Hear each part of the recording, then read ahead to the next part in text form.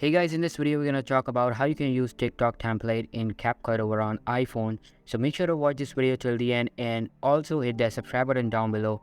It really helps me out. Alright guys, so let's jump right into it. So first of all, open up your TikTok home and search for this account. Inside this account timeline, just scroll down a bit and find any video with the template. Tap on the video and just click on use this template in Capcut. Before going into Capcut, first connect your VPN inside the settings.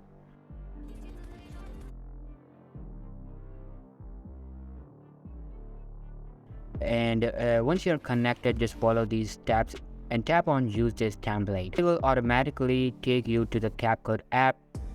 That's how you can use TikTok template in Capcut over on iPhone. If you found this video helpful guys, then make sure to give this a huge thumbs up.